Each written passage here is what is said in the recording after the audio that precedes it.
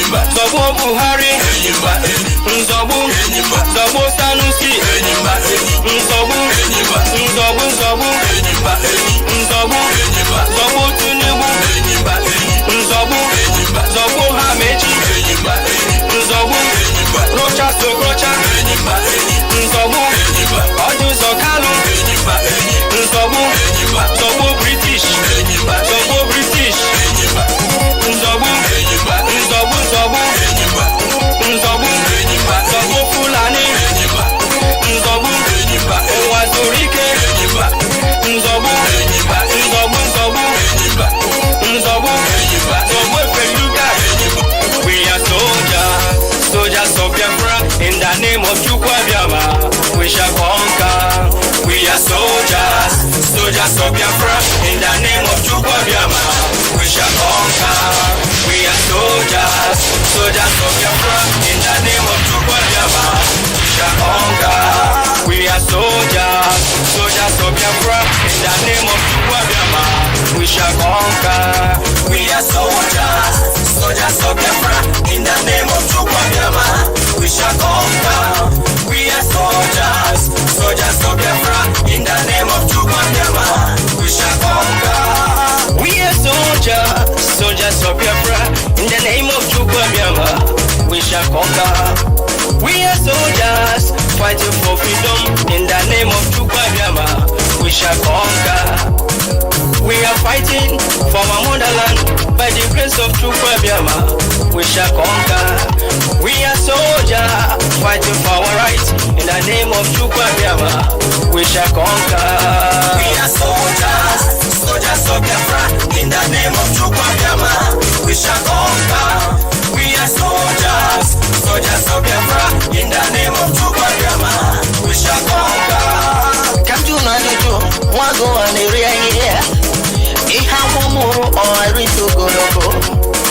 Unyota Biarabia Nesia, we Pukunoko with you. Heroes fight like Biafra soldiers. Here, Bunyota Mule.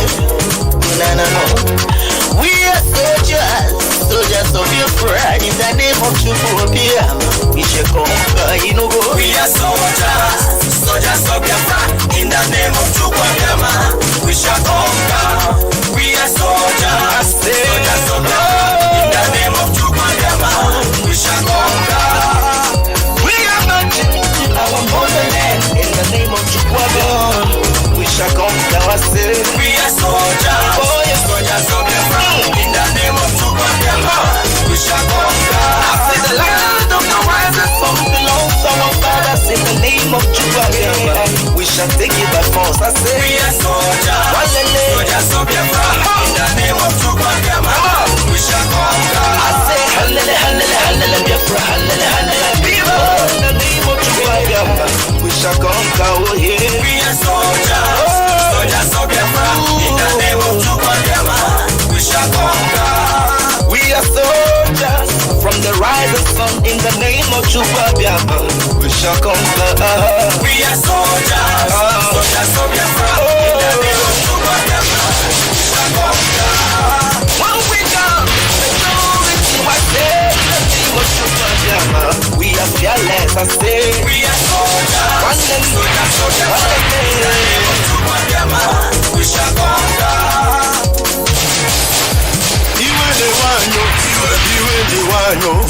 Iwe ne wanyo na nyi soro no Biafra. Iwe ne wanyo Iwa ne uno na nyi soro no Biafra. Omu Biafra le iwa ne uno. Iwe ne wanyo na nyi soro budanyo. Anambra te iwa ne uno. Enugu te iwa ne uno. Iwa ne uno. Abia State, River State, Ebonyi State, na ichoro bulanyo. Ebeka unusi Biafra, Ebeka unusi Biafra, gaimara ku Biafra, gawe boso gabiri, gaimara ku Biafra, gawe boso gabiri. Biafra is my home. Ebeka unusi Biafra, Ebeka unusi Biafra, gaimara ku Biafra, gawe boso gabiri, gaimara ku Biafra, gawe boso gabiri. Biafra is my home.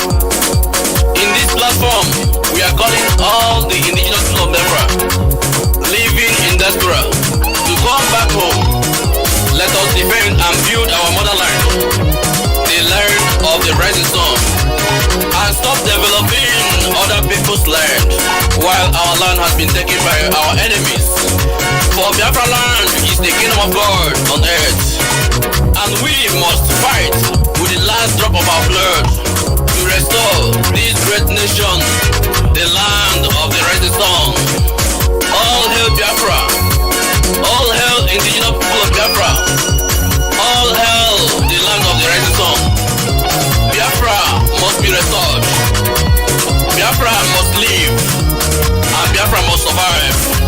by the name of Chukwuabiama.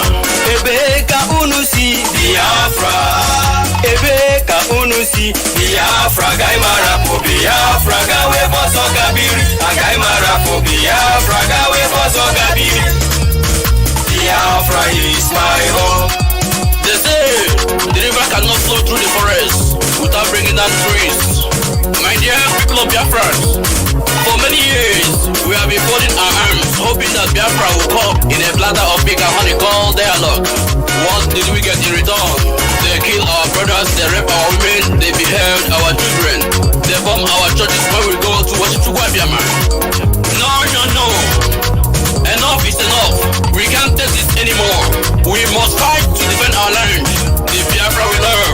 For he who wants peace must be ready for war. Ebeka unusi Biafra. Ebeka unusi Biafra. Gaimara po Biafra. Gawe boso gabiri. Gaimara po Biafra. Gawe boso gabiri. Biafra is my home. My people of Biafra, I'm laughing at you.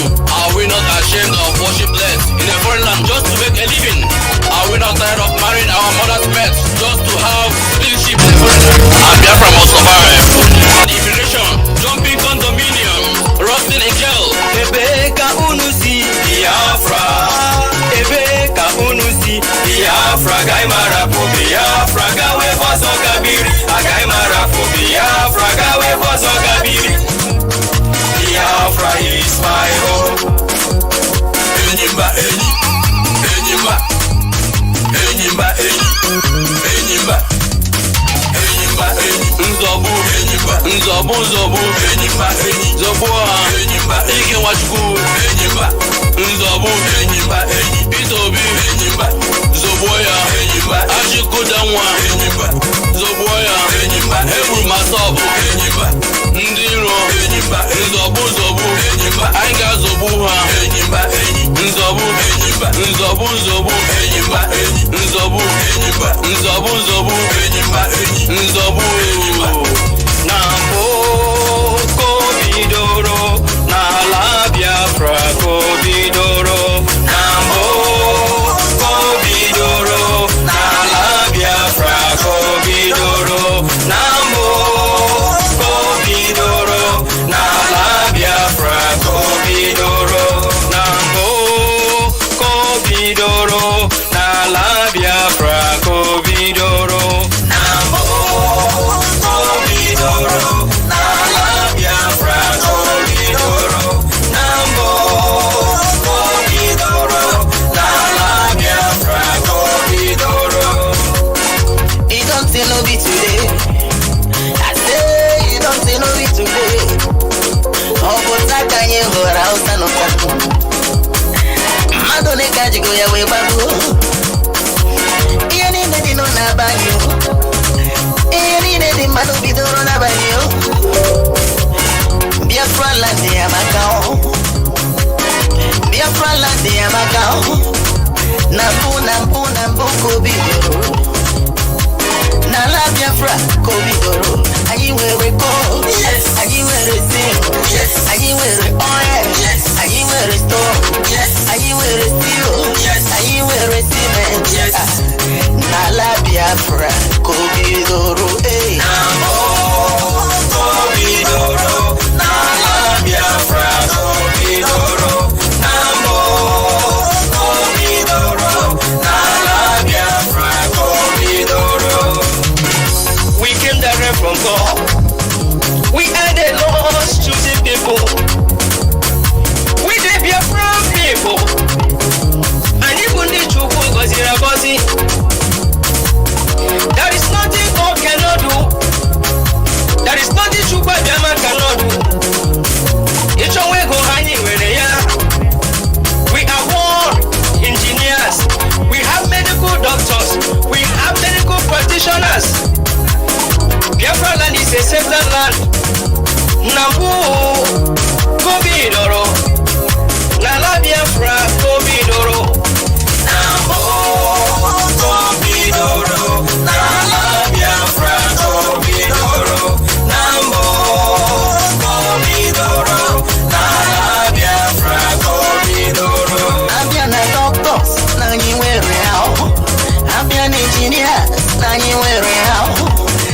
ya na lawyers na niwere ya Ojukwu akwanye moro ya Nnamdi Kanu akwanye moro ya na la Biafra komidoro lele na komidoro na la Biafra banye yo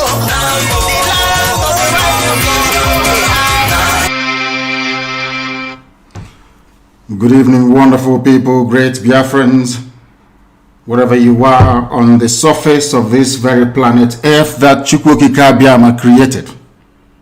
On this very day, Monday, the 25th day of January, in the year of our Most High Elohim 2021, with the time now standing at precisely 3 minutes past 7 p.m. in the glorious and blessed land of Biafra, I welcome each and every one of you.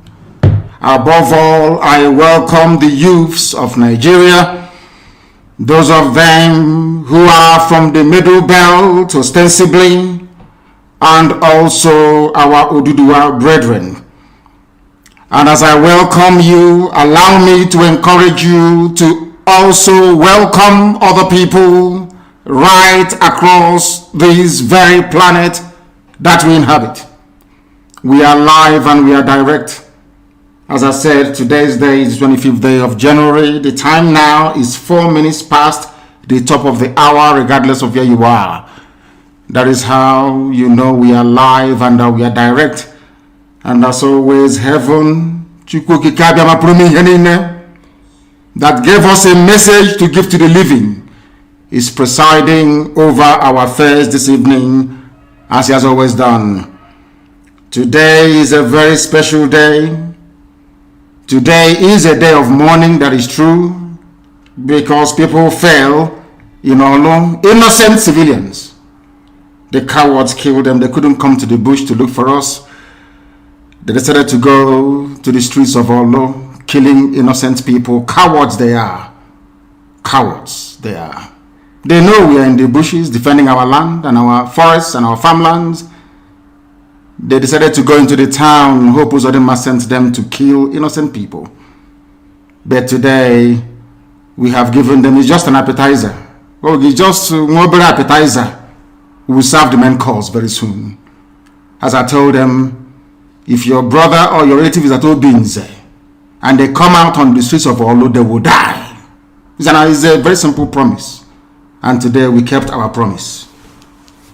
We are not going to deviate from our protocol. We must acknowledge all those who are listening all over the world.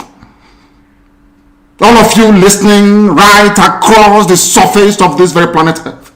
Be it via IPOB, community radio, Radio Biafra app, tuning, just name it, on satellite, and also on Facebook. They must know that we are serious. 2021 cannot be like any other year. We promise them we have come to die for what we believe in. Now they understand how serious we are.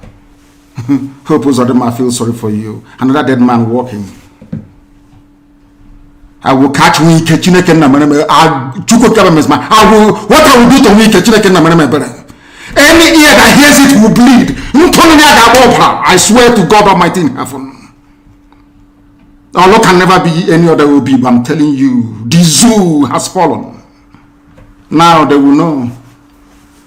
We will hunt their children all over the world, wherever they are. Now they will see madness they have never seen before. Now they will see madness, the real madness. My name is Nnamdi Kanu.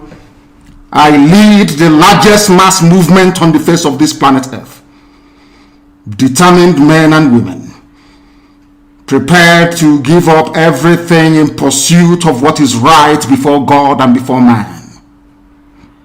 We are the indigenous people of Biafra. Chukwokika Biama said, if you cannot defend this very land, then you have no right to exist. And that is exactly what we are doing. We have come to fight every form of banditry and evil If you think the army can come to Biafra land again and kill civilians and walk away free, you are dreaming. If they come, they will die. Let us call upon heaven to take its rightful position this very evening. I am going to pray a prayer of David, because we are nothing without Elohim Adonai El Shaddai, that gave us this very mission. The hardest mission in the world is to set Biafra free. The hardest task on this earth, because most of them are born ingrates. Some of them fathered by Janjaweed during the war, or should I say their parents. Some of them engaged in inglorious pursuit of meaningless wealth. But our job is different. We have been sent by heaven to do that work that the Almighty Himself mandated us to do, which is to set His children free in the center of this very earth, in the blessed land of Biafra, the land of the ancients, the hardest job in the world. We must honor in heaven. Do you think we apologize to anybody? Without apologies to any idiot. I will keep doing what I'm doing until I am invited to The Hague.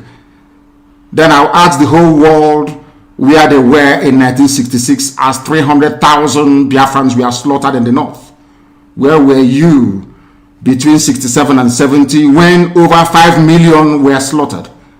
Where were you when Akaloka was beheaded in the north? Where were you all the countless riots and massacres in the damnable zoological republic against the chosen children of the Most High Elohim?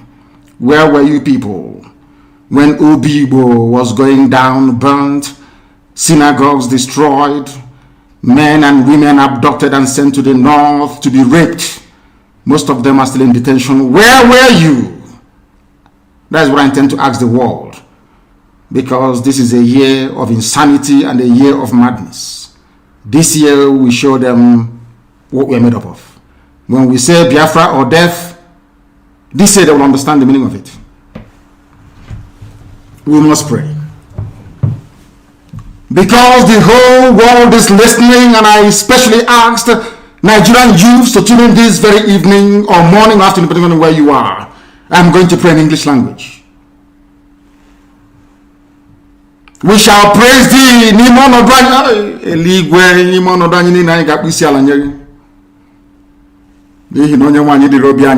I will still pray in English. It doesn't matter what will befall us. In good and in bad we shall praise thee. But we ask you for the safe repose of the souls of those cowards murdered in Olu today. A man and a woman.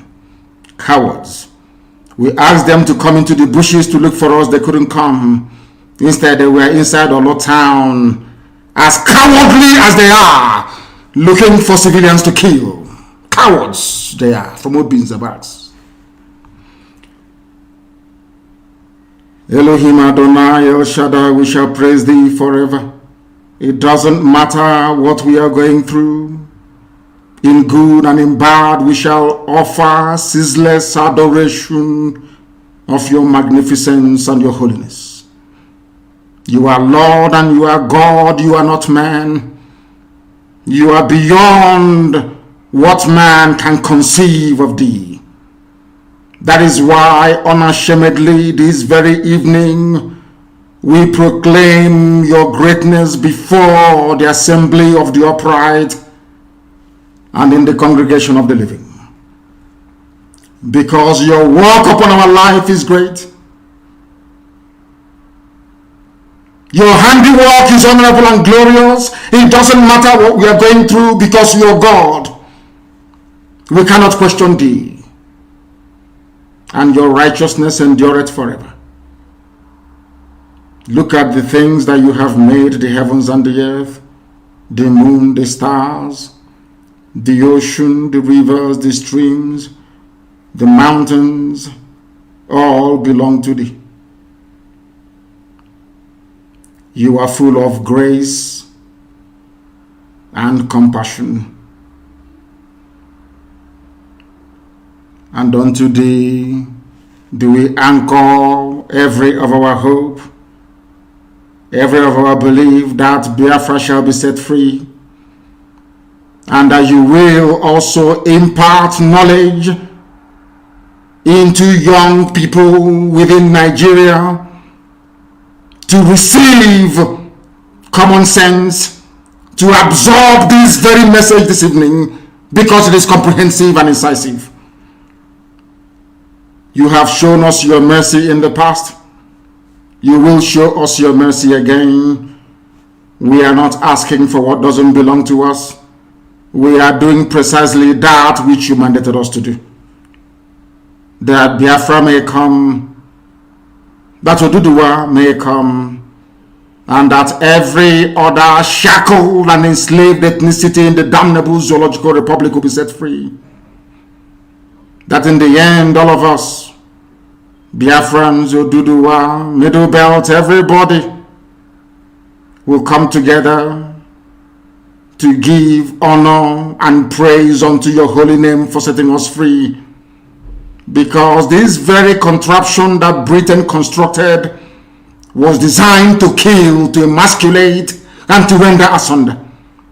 Only with your help and your grace shall your children be set free. That in the end your name will be glorified, adored, honored, and praised now and forevermore, we pray. He said, if you don't have a pen and paper, go and get one. If you don't have, as I will always advise the Alamajiri, go and get your chalk and your slate. We are in for a marathon this evening. What we are going to, or what we hope to achieve after this very marathon broadcast, is a very comprehensive presentation that will lay bare to the understanding of the entirety of humanity the evil that Fulani Janjaweed is importance for everybody. After this evening, there will be no doubt. What we have cleverly done, or what we intend to do, is that I will post the relevant links and videos on my page on Facebook. So if you are in doubt that Fulani are playing games with all of you, you will go to my page and go through all I'm about to say this evening. They have brought the attack here once again, but it's not going to work with us. They have tried to use incumbent politicians to do their bidding, but they have failed. Listen carefully. Get your pen and your paper. Very, very critical. Today will be a landmark broadcast, and you'll remember it forever and ever. After this program this evening, I would like our people who are well versed in these things to translate what I'm about to say into different languages, that people in other parts of the damnable zoological republic of Nigeria may be able to follow what we are saying and what we are doing. I want this very program translated into Hausa, into Yoruba, into TV. If Jukun has a separate language, we're also going to do the same for them, to enable people who are dwelling in rural areas to understand our mission, to understand what IPOB is doing, because there seems to me to be a lot of distortion. Nigerian newspapers do not report the truth. They are not objective. This brown envelope journalism of the very worst kind. What we are about to do this very evening is to outline why we are doing what we are doing. Because they travel to the Janjaweed North, or should I say to the Janjaweed controlled North. They lie to them. Nnamdi Kanu IPOB wants to break up Nigeria, wants to make your life a misery. Tonight we are saying it is a lie. They have been lying to you. They say Nnamdi Kanu is against everybody. He calls you animals, doesn't have regard for you. I am telling you now that your leaders and your elders, they are lying to you. If you're not a Biafran, they are deceiving you. They understand that only through what we are doing will you be set free. As I said a few weeks ago, there are over 200 ethnic minorities, should I say ethnic majorities in the north, because nobody can be a minority in his own home or in the land of his or her ancestors. You cannot be a minority. That is why I don't believe in all this minority gibberish. Listen very carefully to what I have to say to you. IPOB is not against you. Biafra is for your own betterment. And if you have a pen, I want you to write what I'm saying down. In every part of the world, God Almighty in heaven, in his infinite mercy and wisdom, have always chosen one race to carry out any of his blessings, or should I say undertaking, at any point in history. What am I trying to say? When God wanted to develop Southeast Asia, he used Japan. When Elohim wanted to industrialize the world, he used Britain. It was called the industrial, first the agricultural revolution and then the industrial revolution. When Elohim wanted to educate the world as to the, should I say, niceties or benefits of social media, should I say, the internet and all the rest of it, the virtual world, so to speak, he brought in the US. When Chukwokika Abiyama wanted to make mobile phones available to everybody, he brought Nokia. I think that's in Finland. Mass production. When Elohim wanted the cost of goods and services to be reduced drastically, that poor people living in Africa can afford to have a flat screen television, he brought China for mass production. Now listen to me very carefully. The time has come. God Almighty wants to liberate not just Biafra, not just those who are in the zoo, but the whole of Africa. And you know what God has done? He has chosen Biafra to do it. Because without Japan, today China wouldn't be great. The first roaring economy from that part of the world in Southeast Asia was was Japan. Now South Korea, Taiwan, all the rest of them, everybody had to emulate, to copy. Do you know the reason why? Because when you go begging from Southeast Asia, today you have Malaysia, you have Indonesia, you have Singapore, everybody is doing fantastically well because they had a Japan to look up to. Follow me very carefully. Jealousy, envy, or hatred doesn't solve this very simple conundrum. It's very simple, but I want you to understand it. That is how God works. When God wanted to liberate South Africa, he brought Nelson Mandela, brought Steve Biko, of course. There are other people that will come along. When God wanted to liberate black people, not just in America, but the whole world to an extent, he went for Martin Luther King Jr. And the person who connived or betrayed Martin Luther King Jr. even slapped him in front of his hotel. That was in Memphis. It was a black woman. The fact that you can go to the US today and get a job, the fact that they can go to the US today and, should I say, fly even first class in an aircraft, in an aeroplane, is down to the work that Martin Luther King Jr. did, and also Malcolm X and all the rest of them. Of course, I concede to Prophet Elijah Muhammad. They did a very good job as well. Louis Farrakhan, to an extent, did a very good job. So also did, what's his name again? I've forgotten his name. When it comes back to me, I will tell you. They all did fantastically well. That is why you can go to the US and find a very good job.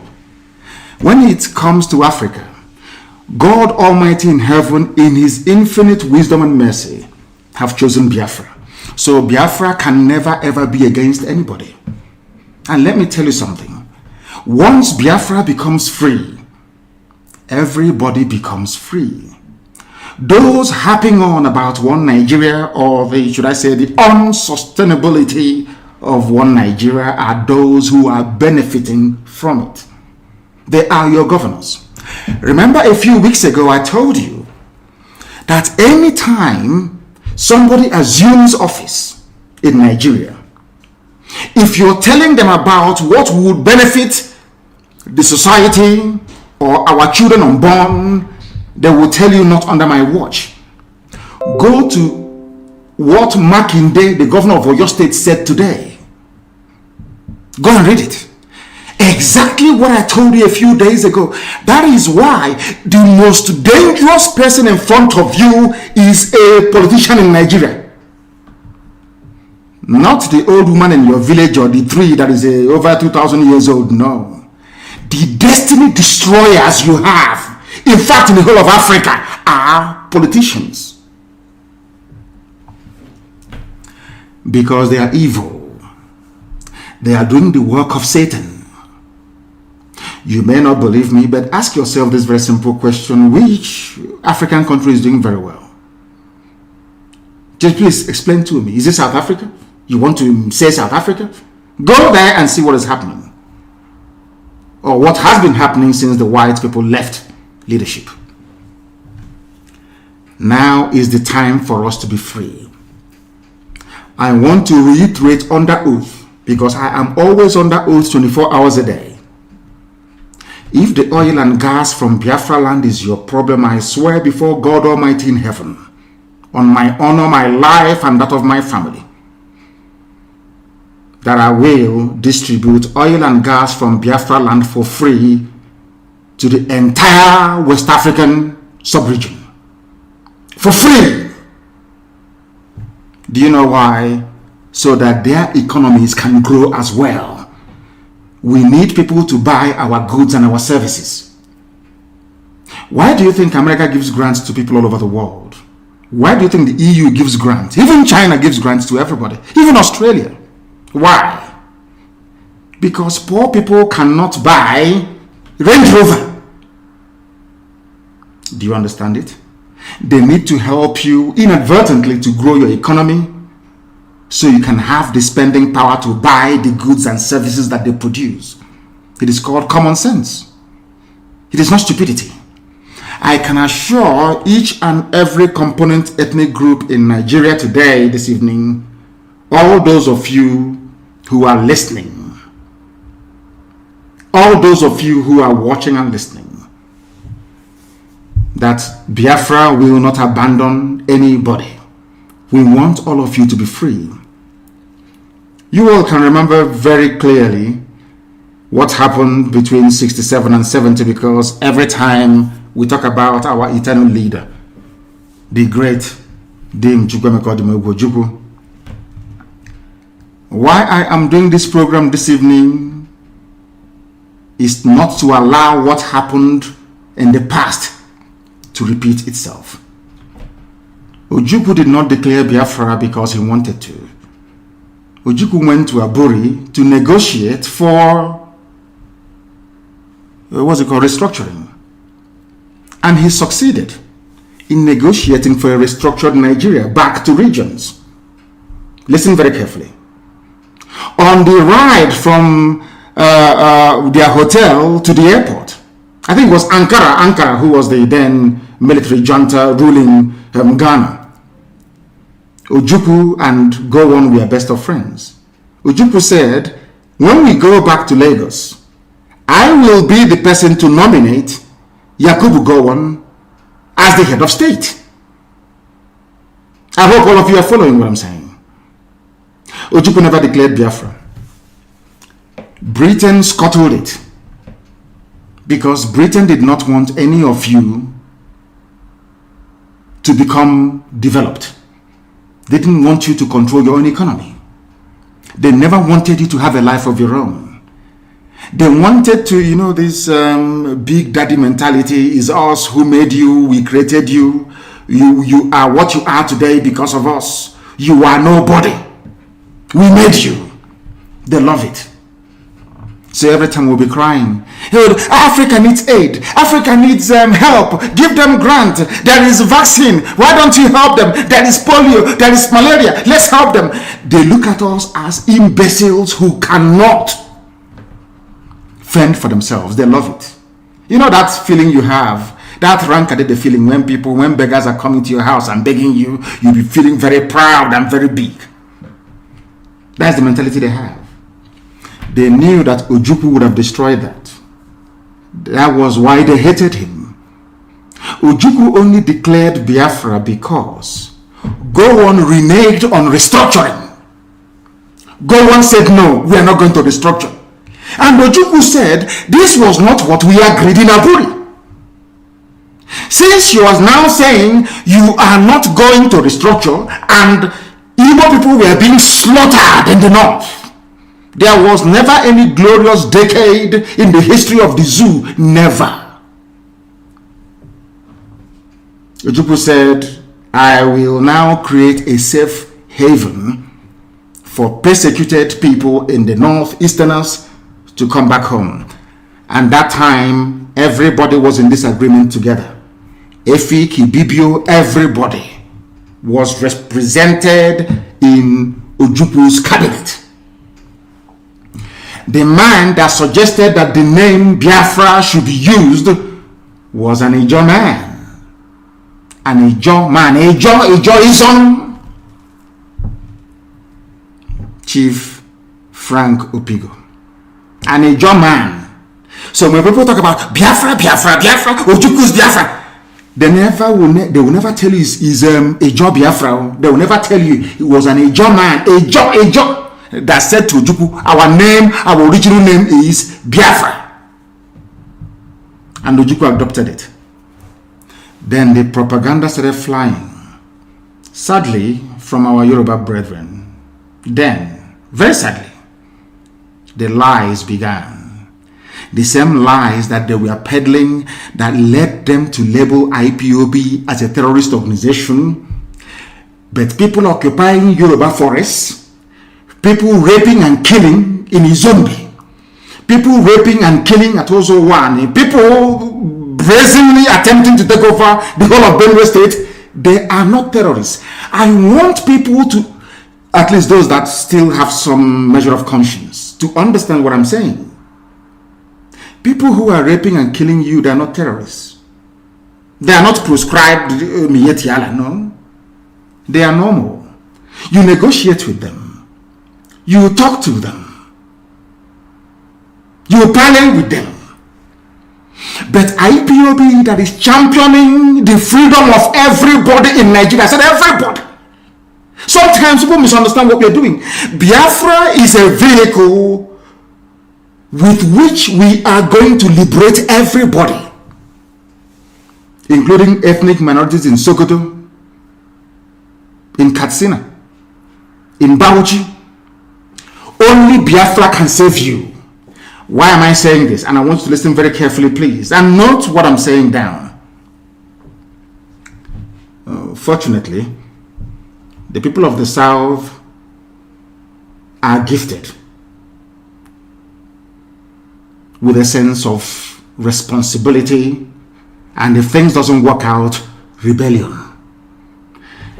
If we stay in one Nigeria, for instance, let's say we collapse IPOB and the Oduduwa movement were to stop, do you think that any minority in the Fulani conquered north will be able to rise up to challenge them? If the answer is no, then other people must do it. Those who are able should do it. That is why IPOB, this Biafra movement, needs the support of everybody. It doesn't matter where you come from. It doesn't matter if you're from Krenenborn. It doesn't. Once you are suffering within Nigeria, you need IPOB and you need Biafra. More than Biafra needs you. Because if we stop, let's say we collapse IPOB tonight and stop our agitation, how are you going to get electricity in your lifetime? How are you ever going to get good roads?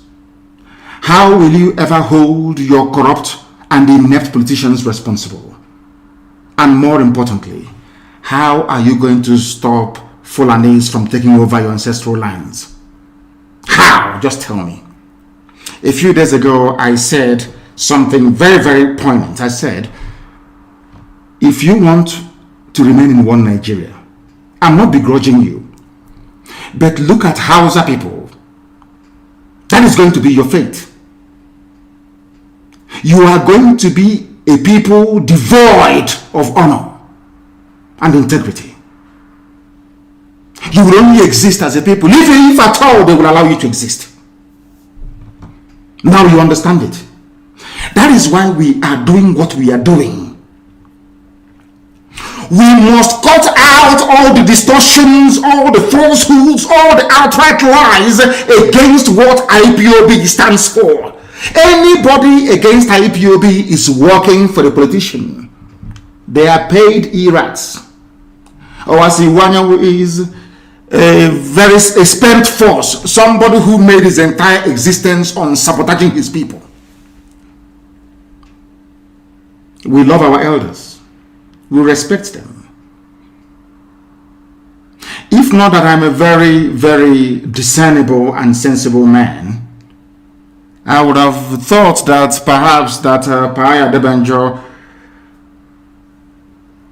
has turned around to abandon truth, which I know and respect him for.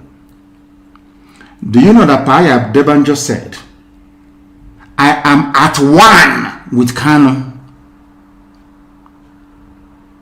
Yoruba media said, I am at war with Kanu. After doing my presentation during the Never Again 51 years remembrance of those that the zoo slaughtered and massacred, over 5 million people. After I finished speaking, Paya Debanjo asked to come back into the program to speak. He was allowed. He said, I am at one with Kanu. Fulani is the problem of Nigeria. The media wrote that Paya Debanjo said, I am at war with Kanu. These are the people who have been lying to you, telling you that we hate you, IPOB is too parochial, we hate everybody.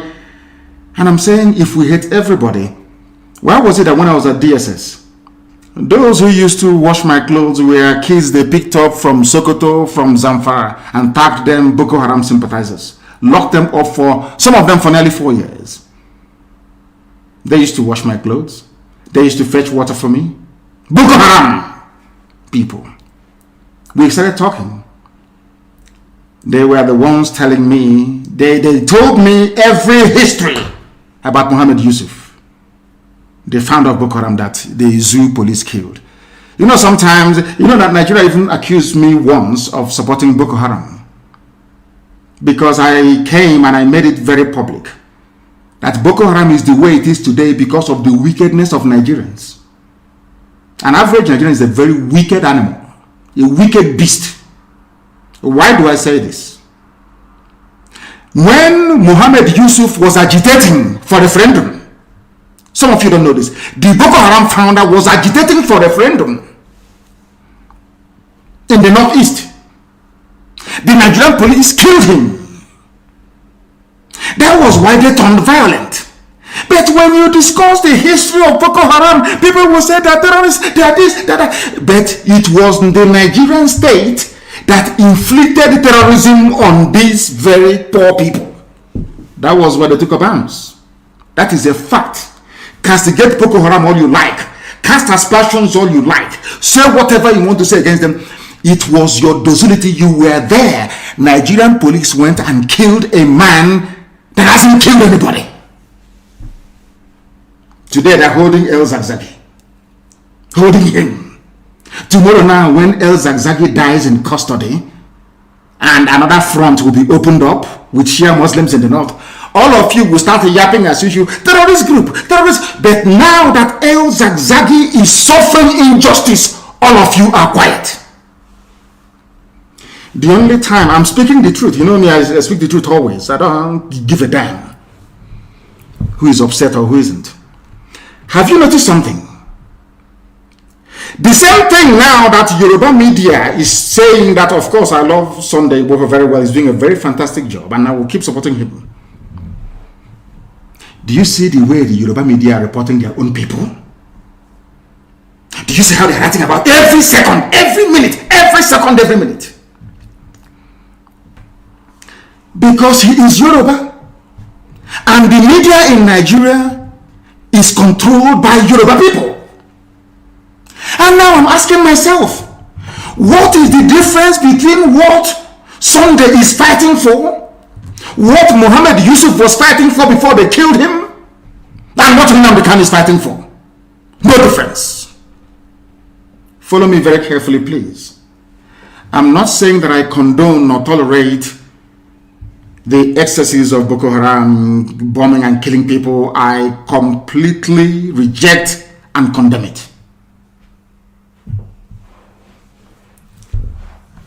But there is no difference.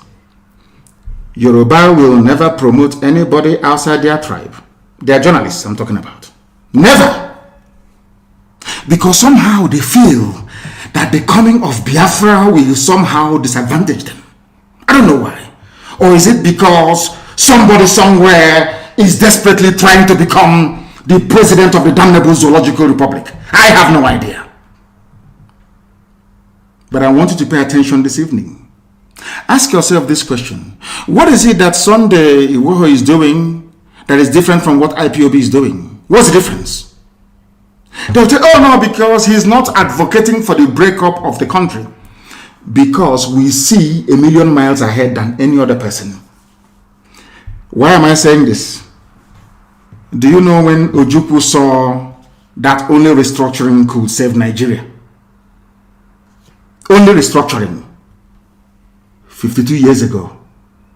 52 years ago. 52 years ago. I want the world to understand that this is a gift that God gave to Biafran people. The gift of vision, to be able to see things before they happen. And I am very glad to say, and with every sense of humility, I hasten to add, that I also possess the same gift as Elohim gave to our eternal leader. I have the same gift. I need you to understand this very, very carefully. I also have the same gift. And you ask yourself this very simple question. Why was it that something Ojukwu saw, not did he only see it, he negotiated for a restructured Nigeria what do I mean by 50? 54 years ago, 53, 54 years ago. Only now, they are now asking for the same thing. 54 years ago, they killed 5 million Biafrans because of it. The same thing they killed 5 million Biafrans because of, now they are begging to have it. And the thing is, why must all of us be begging Fulani for restructuring? Why must all of us be begging them for referendum? Why? Are they God? Are they holding the key to our lives? Why must we are begging? Every time we are begging them, oh please can you restructure? Oh please can you give us? Every time, please. Who are these people that we keep begging them? And they will tell you to go through your elected representatives. They tell you to go through your politicians. But one thing you don't understand is this. They are the ones that allowed the INEC that they control to bring those people forward as your political leaders. So they control them. That is a fact. Now, if you want to remain in perpetual slavery and poverty, do not support IPOB and what we are doing. But if you want to, you see, sometimes people think that I'll give you a very simple example. China is blessed. They are doing well all over the world. Their economy is booming. I think now they are number one, I believe, in the whole world in terms of economy, and they are number two in terms of military might. That is their blessing. No one can take it away from them. Do you understand? No amount of jealousy can change it. If out of jealousy, or you believe that Biafra is going to be one very beautiful nation in Africa, and because of that, you are not going to support them, you are doing yourself a disfavor. Because there's a way we say it where we come from. If you're suffering, we are also suffering. Everybody's suffering. And let me ask you, which other people do you think will have the courage to do what Biafrans have been doing for the past, say, 54 years? Which other people in Nigeria, I'm asking you, can do it? I know you're making an new. There's nothing envy or jealousy can do for you. You can be jealous from now till the kingdom come. It cannot remove God's blessing and grace upon a people. Why is it that Angela Merkel, as advanced as Germany is, will say that USA is the leader of the free world? You know all the problems that they had during the Trump era, with NATO funding and all the rest of it, World Trade Organization, World Health Organization, and the rest of it. If you ask Angela Merkel, leading a very proud Germany, she will tell you, we look up to America as the leader of the free world. Is it going to stop Germany from doing very well by acknowledging the preeminence of the United States of America? No. If you ask Boris Johnson now, he will tell you the most important thing for us is to make sure that America comes back to lead the free world. It doesn't matter if you're hung up on your jealousy or your envy. It's not going to change God's blessing. The same thing applies to Biafra and IPOB. And to the Igbo race to an extent. The same thing happened to the Jews. Jealousy, envy all over the world. They were slaughtered over and over again. They were killed. It never ever removed the grace of God from upon them. Today, Israel is standing very, very strong. Why am I saying all these things to Nigerian youths? It's for them to understand this very simple fact, that we have not come to take anything that belongs to anybody. We have come to set all of you free. And I will reiterate, once we are all free, if all of you gather together, first of all, you need freedom. You know, what I find astonishing about the likes of people who should know better, like Wole Soyinka, that were advocating for sovereign national conference until Obasanjo came, a Yoruba man became the president, and they forgot about it. Had they stood on that, if after this liberation of everybody in Nigeria, all of you were to come together to say, we still want to remain in Nigeria, after a referendum, I am a Democrat. Should Biafrans vote to be part of Nigeria? That's entirely up to them. And I will abide by it because the majority will always carry the vote. And for some of you who are afraid, they will dominate us. Biafrans everywhere. Igbo people, they have shop in Lagos. They have in Ibadan. They are doing well in Kanu. They are doing very well in Meduguri. They are doing very well in Yola. They are doing very well in Kafanchan. It's because you don't know anything. Do you know that in the mindset is in our DNA to be free, as a free people? We are the only people. These people you claim are going to do. I am from a place called Afaruku Ibeku. Afaruku used to be one autonomous community before, but now we are three. Maybe we are going to become four. Who knows? We are the only people that answer to autonomous community. Do you know why? Because we love freedom. We don't want anybody to lord it over us.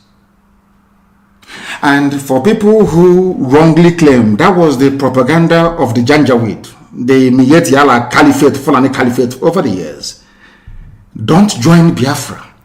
Don't join the Igbo people. They will dominate you. They will dominate you. And I want to draw a very simple analogy with what is happening. The Miyet Yala Caliphate, Fulani Caliphate over the years. Don't join Biafra. Don't join the Igbo people. They will dominate you. They will dominate you. And I want to draw a very simple analogy with what is happening. the Miyetti Caliphate, Fulani Caliphate over the years. Don't join Biafra. Don't join the Igbo people. They will dominate you. They will dominate you. And I want to draw a very simple analogy with what is happening.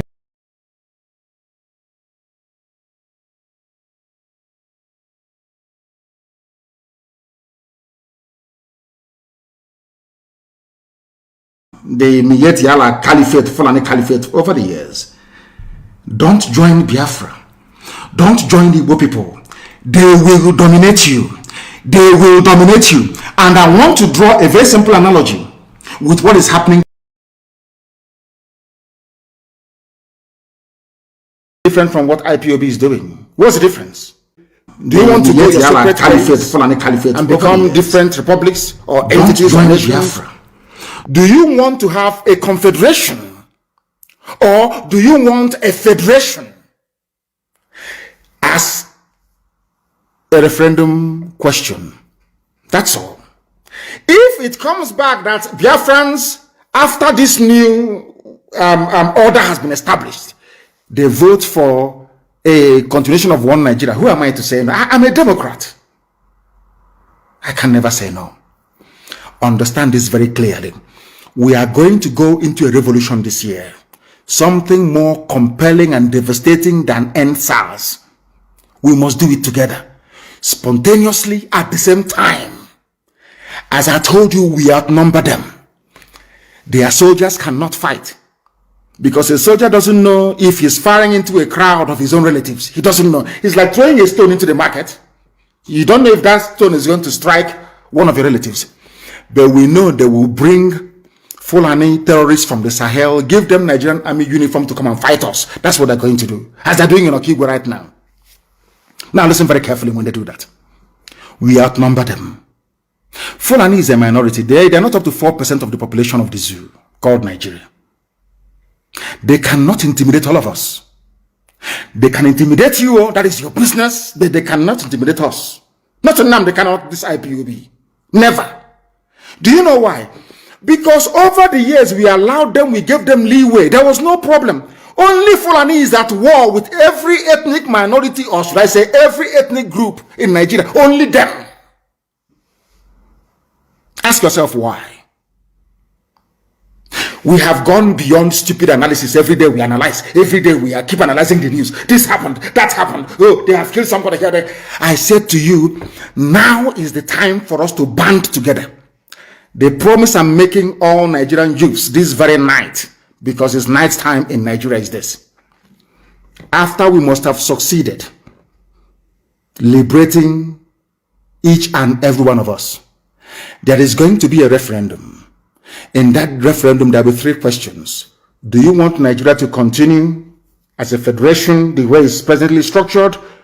Do you want confederation, which is regional government? Or do you want everybody to go to their tent, O Israel? I know what the problem is. People will say, when I was in detention at DSS, one of their officers that usually take me to court, one very fine, handsome man, he's from Borno State. He said to me, do you know I am a Christian and I am indigenous to Borno? I didn't come from anywhere else. My ancestors, our village, we have been there for millennia. Do you know that? I said, no, I don't know. He said, the mistake people make is that lumping everybody from the north together. They are either Hausa or they are Fulani. That I'm mistaken. This is a DSS officer trying to lecture me. I said, okay, I understand. And he said to me, when he was bringing me back from the court, he said to me, our problem is not with Biafra, not with you, but if you go, what is going to be our fate? The only reason why we have not been slaughtered or forcibly converted to Islam is the presence of Igbo people everywhere in Nigeria. A DSS officer confessed to me that it is better for them that we are all suffering in one Nigeria than to allow the East to break away. Because if you go, there will be no buffer anymore. There will be nobody to protect us. We are finished. DSS officer confessed to me. So this evening, and over the years, I've been thinking, you know, I came out of their mess for very many years. They came to my house to kill me. To tell you how, you see, when I say that a black man is evil, people don't quite understand what I'm saying. I want to digress just for a few seconds. When I left DSS, I went to Kuje prison and I was granted bail because, you know, in Nigeria, they can never ask you to go. They will always grant bail because they want to make money from you. And I went home. They said, you don't speak to the press. You shouldn't attend any rallies. I told them to go to hell. I broke all their conditions. And I was there, ready to take 2 million men to Abuja. They came to my house to kill me. Now, let me tell you why Nigerian journalists are also part of your problem. Because they never ever educate you. They always lie to you. I was in my house. The army came, the army of Nigeria sent Nwodo, Ibazu, Ekwemado, and who else invited? And Umahi invited the army to kill me. Do you know the reason why? Because I refused to call off the governorship elections boycott in Anambra State in 2017. I told them I won't call it off. They sent the army to come and kill me. Punch newspaper editor, the owner of Channels Television, every major newspaper, Vanguard, everybody knew that I was in my house preparing to go back to court, and they came to kill me. In the process, they killed 28 of my men. As a result of the trauma suffered, my parents died. Next month, a few weeks' time, will be the anniversary of their burial, because they were buried on the 14th of February of last year. My mother and my father died as a direct result of the trauma that they sustained resulting from that very attack. Do you know what happened? Nigerian newspapers, they have seen the video. They saw the army scaling the walls of my house to come to kill me. They went to court. Buratai gave editors of Nigerian newspapers money, Yoruba editors mostly, to say that I jumped bail. Do you know, that very day I realized that there is a level of wickedness in the soul of a black man, that is why black people are poor all over the world. I never knew. That day it occurred to me that black people are patently evil. I was in my house, sleeping in the afternoon, having siesta. Yoruba newspaper editors wanted me dead. Do you see how black people reason? Do you see how they think?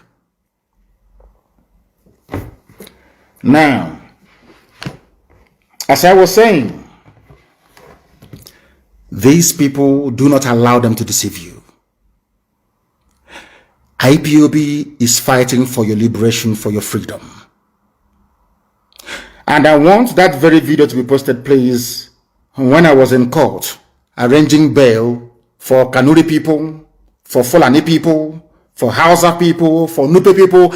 And if you have the time, go to Kuje prison and ask any long-term serving inmates in the prison. The greatest loss they have endured was when I left Kuje prison. I was the one who arranged for lawyers for Shia Muslims inside Kuje prison. I was the one that arranged for lawyers for Hausa people, Fulani people inside Kuje prison. Go and ask anybody. If I hate other parts of Nigeria, or if what we are doing is born out of hatred, why would I spend IPOB money when I was in prison trying to free people from other ethnic groups? Why would I do that? What benefit do I have to derive from it?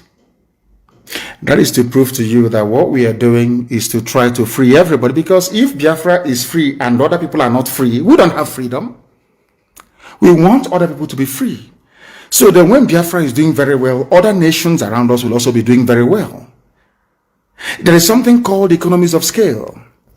That is why I believe that anybody who is a student of economics, you can never be jealous or envious in your life. In fact, if you attended Government College Oman as I did and studied factors of production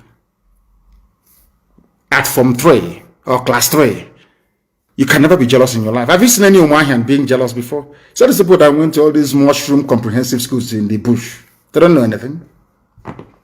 Have you seen anybody who attended maybe King's College Lagos or DMGS Onitsha or where's this one again? CKC Onitsha for that matter, or Nike Grammar School or Methodist College Ozakole, or maybe Hope Warden Institute in Calabar or Stella Maris in Iguacha, or maybe Africa Grammar School in those days. Do you think they have time for jealousy? Because at class 3 they teach you something in economics, factors of production.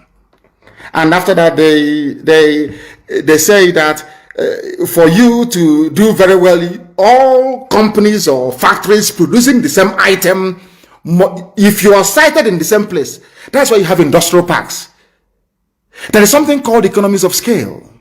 Although you're doing your own business, making your own money, but the fact that you are all together doing very well, there are spin-offs, there are some things you gain from one another. Maybe not directly. It's called economies of scale. That is why, after the Second World War, America poured so much money into Germany that they were fighting. They fought Germany. The war ended like today. From tomorrow, they enacted what was called the Marshall Plan and gave so much money to Germany to rebuild the German economy. Do you know why? Because they know that Germans, they have scientists, they are hardworking people. It is in the interest of America that Europe is doing very well. It's only in Africa that when you see somebody doing well, you want them to die. Because you are black, you are primitive, you're evil. Let me tell you why it is good for other people's children to do even better than your own children. Because you don't know the disease or illness that may afflict you tomorrow. You don't know if there is any medicine available to cure that very illness. And you know the funniest thing, you don't know if this your neighbor that you're hating on, or this Biafran or this IPOB member that you hate, you don't know if it is the child that will find or invent the medicine that will cure you. I've preached this thing before on Radio Biafra. That is why abroad, when you don't send your children to school, your neighbor will call the police. I told you this before. And one day, I was living at a place called St. Philip's Road in East London, in Hackney. And I asked the woman, why did you call the police? Is it your business? The woman said, I have arthritis. There is no cure for arthritis. We only manage the pain. I don't know if this little boy that this woman is denying access to good education is the one who is going to invent the medicine to cure arthritis. Shamefully, and I went back upstairs. It reminded me of what I read in school, Economies of Scale. If Biafra is free, all of you will be free. If all of us are free, then we enjoy the genuine benefits of freedom and democracy. That is not obtainable in the zoo called Nigeria. And that is why you must reject this Luciferian concocted zoological Republic of Nigeria. And now I want you to understand this. I had wanted to build a very small context, a sort of background, so you understand why I call Nigeria a zoo. Some of you get upset. I'm addressing Nigerians now. Some of you get very angry. He's calling us zoo, that we are animals. That is why we don't want to be associated with IPOB. You don't want to support IPOB. Do you know why I say so all the time? Don't be angry. Listen to me this evening. When I finish, you will tell me that I'm right. I'm not calling you an animal in a zoo because you're an animal. No. I am trying to wake up your consciousness. I want you to become angry in a very good way, to look at yourself and say, how do I change this my nature? It is a very, very constructive criticism. Do you know one very funny? I wanted to go, after tonight, tonight's lecture, I want you to go to the nearest hospital. Go to the A&E. You will see people with all manner of health challenges. Maybe somebody involved in a motor accident, or maybe somebody who have suffered heart failure. I want you to go to the IC unit. Of course, we don't have it in the zoo. Intensive care unit. Just peep through the window. Once there is no pulse in that person, they cannot no longer feel the heartbeat. You know one thing they do, one funny thing they do, they pump electricity into that very person. And when they want to do it, the person applying the electric shock will be protected. Others will run away. Understand this very carefully. Do you know why they're doing it? Because those who are living, those who are well, if you give them a dose of that electric shock, it may damage them. But to this person that the heart is no longer beating, is dying, they need electric shock to wake them up. The same thing happens in real life. That's the reason why we do things the way we do it. That was why I called Nigeria a zoo, and why I call Nigerians animals, because you are dead. I need to wake you up. I need your consciousness to rise up, to realize that you're in a mess. And because it took you very many years to understand it, that is why you are in the mess that you're in today. The zoo was attacking Dele Mahmood, my good friend. But you have forgotten, all of you have somehow forgotten what they said. Today they're in Oyo Forest, isn't it?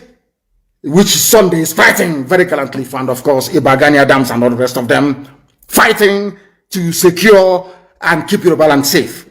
And my very good brother Yinka Odumakin, of course FFK and our elders in Yoruba land. The elders I have, that's all I have as elders.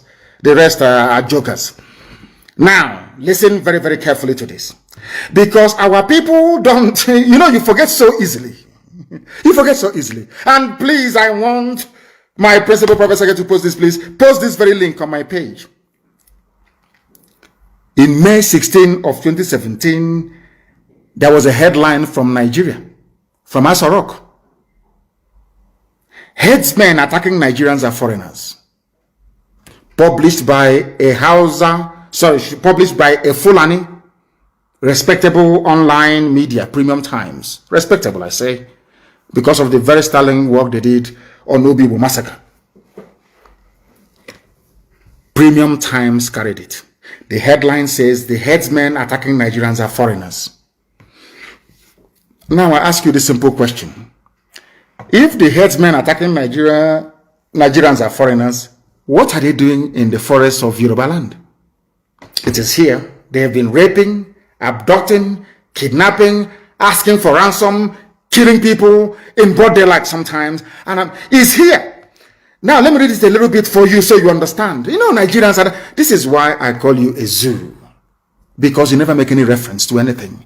You never connect the dots. Never, ever, ever. Ask yourself, if the Nigerian government can say that the headsmen attacking us are foreigners, then what are they doing in our bushes? Why is Arewa Consultative Forum defending them? Why are respectable northerners coming out to defend what is clearly indefensible? I don't understand it. You said they are foreigners. I didn't say it. Nobody knew where these people came from. You are the ones that told us that they are foreigners. But Nigerians have forgotten. All of you have just forgotten. But tonight I'm here to remind you. Headsmen attacking Nigerians are foreigners, according to minister. And I'll read it for you. This news was published on May 16, 2017 by one Sani Talker. So you will not say he's a Biafran or a Southerner. Now listen very carefully. The Nigerian government said on Tuesday that most of the headsmen carrying out attacks across Nigeria are foreigners. They have now accepted that Fulani people are carrying out attacks across Nigeria and that those Fulani people are foreigners. Then you're asking me is this. Why are you not asking these questions? You people came out and told us, the minister said these headsmen attacking us are foreigners. Why then should we give them land for Ruga? Why should you forcibly take over our forests and our ancestral lands to harbor people who are from the Sahel, not even Nigerians, so according to them? Now, having dealt with that very question, and I want you to bear that in mind, please. Why then are you paying Miyetti Allah to stop the killing? If they are foreigners, as you claim they are, why then are you paying Miyetti Allah to stop them? That goes into, I told you that Fulani has a grand plan to settle their people in your homes and in your villages. Some of you are shouting, one Nigeria, we want to get security, the unity of our country moving forward. You have just signed your own death warrant because they are in it together, including your so-called presidency. This is what they do very well. It's all takia. Everybody knows that. They deceive you. They cheat you. Today they say, oh, we apologize to the residents of... Apologize for what? You should... Implicit in the apology in Oyo and in Ondo means that they carried out the attacks.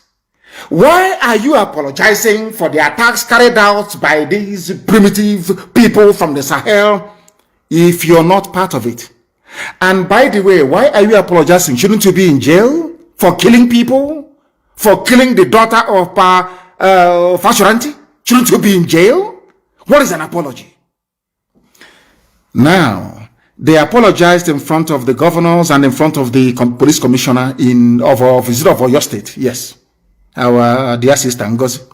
And by the way, thank you for not arresting Sunday, because you would have gotten yourself into very serious trouble. Now ask yourself this question. Somebody came out and said, we apologize for killing you. Is that what should be happening? Shouldn't they be in jail? Shouldn't they be in prison for killing people? Do you see why I call it the place a zoo, honestly speaking? And Yoruba newspapers just carried the news as if nothing happened. Oh, they have apologized. Apologized for what? For killing people? Apologized for raping people? Apologized for vandalism? Apologized and that's it. I'm scared. There is a level of docility that people will possess, and you begin to worry for them.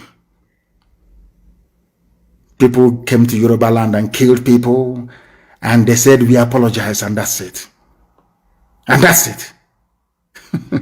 Unbelievable. Now, listen very carefully.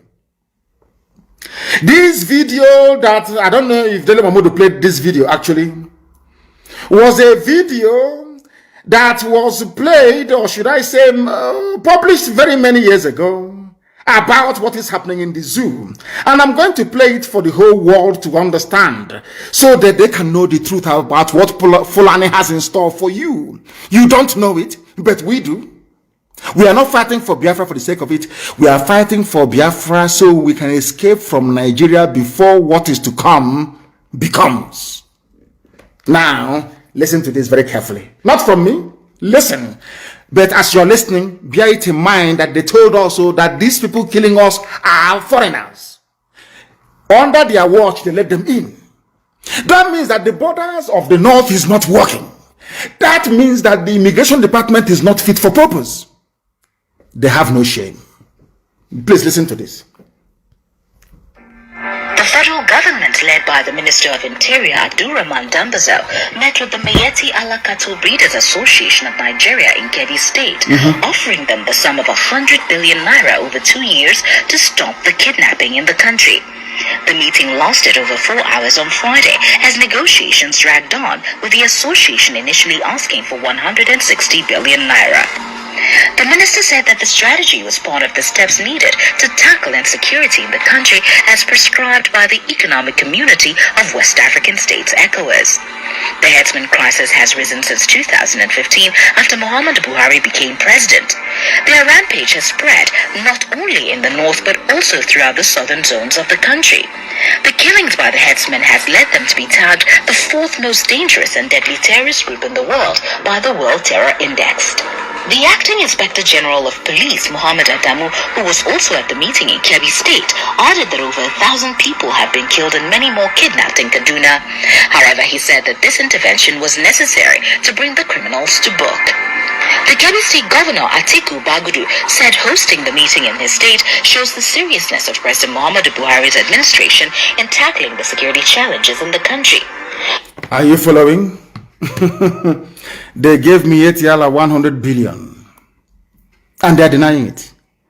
This was independently reported by Roots Television. The clip is here. The governor of Kebbi State also spoke about it. Do you know the funniest thing? The person that told you that it is foreign nationals who are committing the crime is the same man that hosted Miyetti and gave them 100 billion. Dambanzao Fulani. The president, Fulani. The governor of the state where the meeting was held, in Kebbi, Fulani. Are you listening? Are you paying attention? Do you see how they have been playing with you, telling you insecurity is everywhere? Because they know they have come to take your land from you. And there is nothing you're going to do about it. This was why they wanted to crucify Dele Momodu. Because of this. Because of this, they wanted to kill him. They were saying it's a lie. It's a lie. But it's here, reported neatly and cleanly. And please post this on my page, that people may go and view it over and over and over again to understand the mess you are in your so-called one Nigeria. Nigeria is like, I don't know what it is. It's like, it wasn't a cage. I'm telling you the truth. And what are their plans? I will tell you in a few seconds what their plans, what their overall strategy is, what their plans are for you. Why are they paying Miyetti to stop the killing? If it is not Miyetti that is doing the killing. Very simple. These are the things I expect investigative journalists to go into. Ask is a simple question. If Miyetti is not carrying out all these killings, why are you paying them 100 billion naira? What for?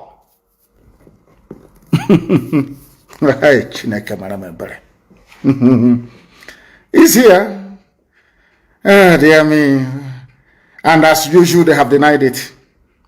Garba Shehu came out to deny it. He said Dele Momodu shouldn't have played it.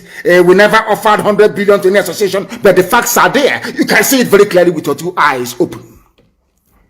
It's called Takia, to deceive you.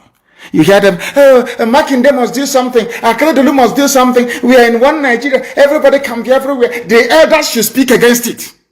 That was how they kept goading in Niawodo until Niawodo succumbed and said the army can attack Isiama Farupu, my hometown, to kill me.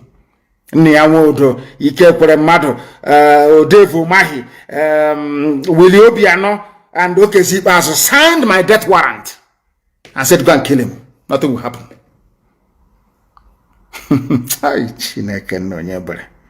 Lord have mercy. Let's continue. They asked Garba Shehu, did your government, your Fulani government, of course Buhari is dead. If you say Buhari is alive, then that means you need to see a brain surgeon. Your brain is not working very well. Why did you give them 100 billion? This is an absolute falsehood. In all of those meetings, I have confirmed that in any of those meetings, nothing like money was discussed. All of the issues were about the involvement of the leadership of this group in getting them to prevent upon their erring members, and there are many. Now, Garba Shehu is saying that it is Miyetti that is killing people. Garba Shehu opened his mouth and said, Miyetti are the ones killing people. That's his response earlier yesterday. Because we want to attack Dele Momodu. See how they're playing with you. It is Miyetti. It is not. We gave them money. We did not. The same Miyetti that was negotiating the release of kidnapped school children just a few weeks ago. Do you see how they are messing up with your brains? And they need to keep you occupied. They know how you reason. They know that you want money. They know you are very hungry. They know you're very desperate to also own a house in Dubai. What do? They dangle 2023 in front of you, telling you it is the turn of your village. Yo, don't worry, 2023, you come to Abuja, you start enjoying. You too, you can have private jet. Don't worry, that is it, 2023. Don't worry, we are in your forest, yes, we know. But there is killings going on, yes, we know. But please, forget that. Think of 2023.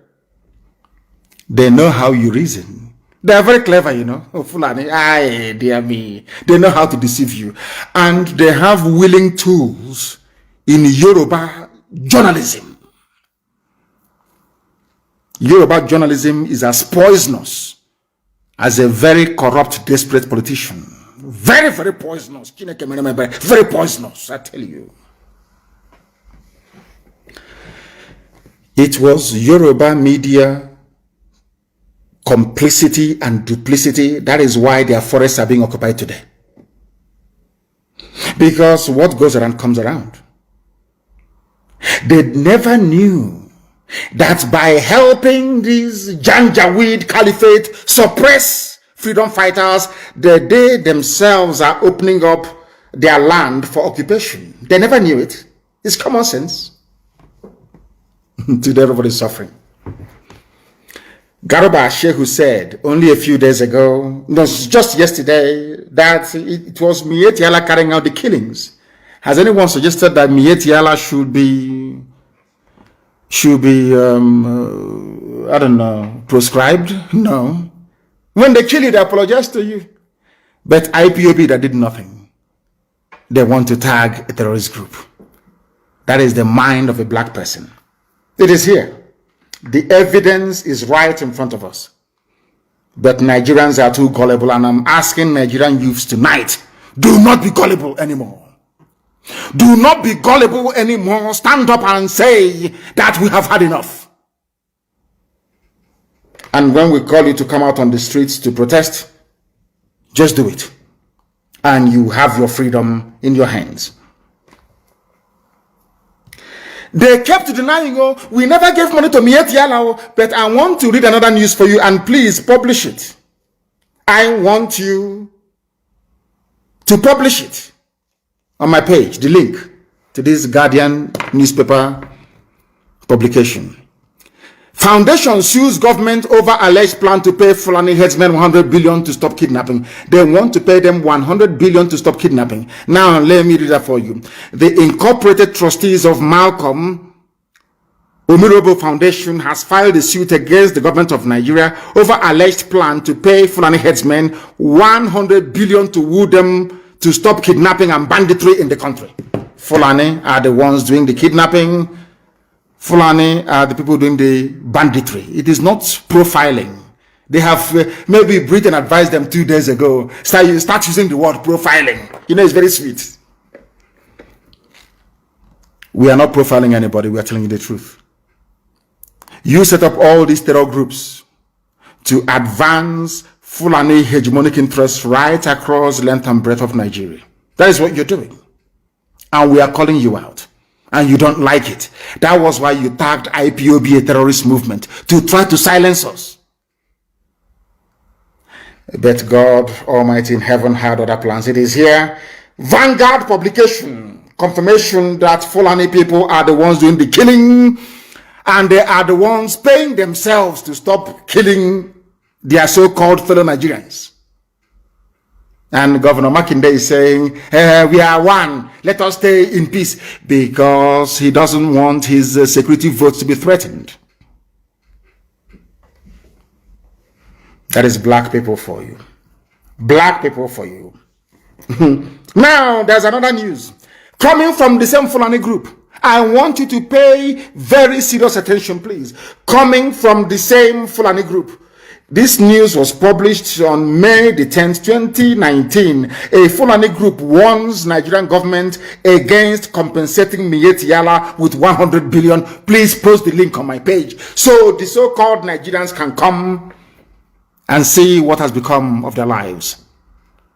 How they are deceiving you. Even a Fulani group. Sequel to reports making the rounds that federal government is offering the Miyetti Allah Cattle Breeders Association of Nigeria the sum of 100 billion. And remember, when Garuba Shehu was asked, why are you giving them money? He said that Miyetti Allah is a legitimate stakeholder in the country. Have you forgotten? Garuba Shehu, go and Google it. Garuba Shehu, you just Google Miyetti Allah, a legitimate stakeholder in the government of Nigeria, you will see it. The same Garuba Shehu. When he was asked a few years ago, now he has changed. We never gave them money because they think they are talking to fools. They think they are talking to idiots. This very group is called the Gan Allah Fulani Development Association of Nigeria. They want the government not to give this money to Miyetti Allah. They use it to buy guns and equipments to bribe some very corrupt and useless traditional rulers in the south to give them land to occupy forcibly. Are you following? That's Nigeria for you. That is one Nigeria for you, and we are here to educate the youth of Nigeria so you understand what is affecting your lives, how these people have done everything they can to make your life a misery. And after receiving 100 billion, they went on rampage. That is why you have them everywhere. That 100 billion was to boost them, to scatter them everywhere. That was what happened. And that is why you have Fulani Miyetti Allah killing everywhere right now. The 100 billion was to move them down south to take over your ancestral lands. Can you imagine that Nigerians are running from their fellow Nigerians? Very, very sad indeed. Wave after wave of attack. Coordinated, carefully planned by the late dead Buhari. Of course, he'll be very proud from his grave in Saudi Arabia. What people are doing in his name. Habak Yari took over from him. Ismaila Isafuntua came up. In fact, Maman Dara is gone. Is remaining El Rufai and Buratai. All Fulani. All Fulani planning your demise, and you're there foolishly looking upon 2023 and planning or talking your usual garbage about what Nigeria.